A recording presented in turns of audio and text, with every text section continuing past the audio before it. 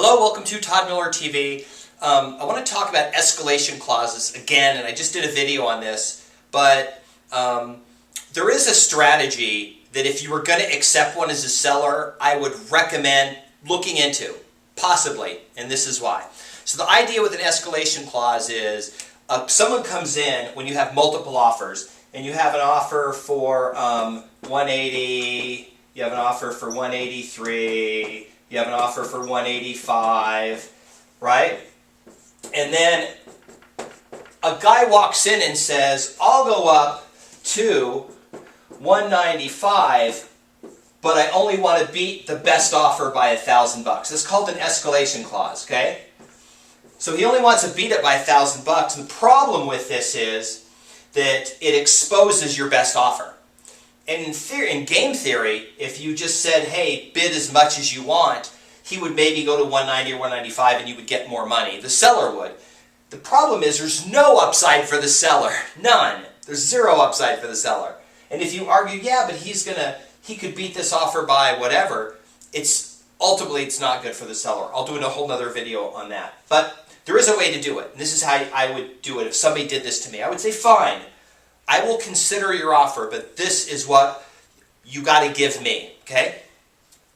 At the very beginning, up front, I would say, I want $5,000. Boom. That I will collect.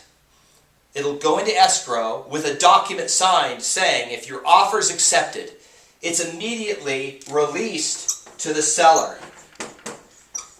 Boom. Right to the seller. Meaning if your offer is accepted, boom, it goes to the seller. Okay? It goes into escrow, goes to the seller. Now, when you close, it still gets credited toward your, in this case, 186. You bought the house for 186, okay? So you would only have to come in now with the remaining 181, whether it's a loan or whatever. The reason I would do this is because the second you call them and go, hey, you got the house, and they go, how much? And you go, 186. They go, oh, no, it's only listed for 180. We were hoping to get it for 181, or we were hoping maybe the highest bid was like 175, and we would get it for 176. Well, why did you do this? Well, we just wanted to know. And this happens all the time. Escalation clauses, if it gets more than they want to pay, they just back out immediately. They're like, oh, never mind.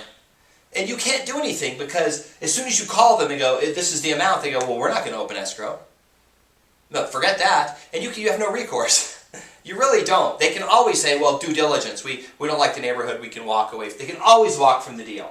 So I would say the price for disclosing this and giving it to them $1,000 needs to be something up front that immediately goes. So if they do later, after you've told these people go away and these offers are gone, there's recourse to these people who you gave it to by essentially disclosing the prices of the other offer.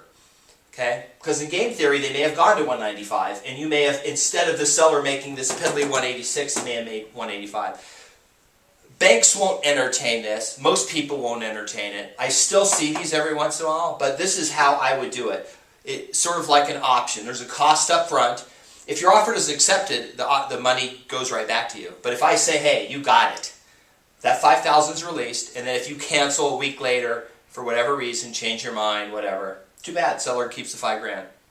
It's a strategy, something you would have to talk about with your real estate agent, your attorney, whatever. It is a way for a seller to deal with this escalation clause, and it may be something you propose as a buyer. Anyway, just want to share that with you, because other than this, there's not much value to the seller to just tell you what the best offer is, and then you say, never mind. That's too much, I didn't want to pay that much. Well, why did you say you would go up to 185? Well, I didn't really mean it, right? They just want to get the house for as little as possible. So, that is my update for today. Hope to see you in another video. Thanks.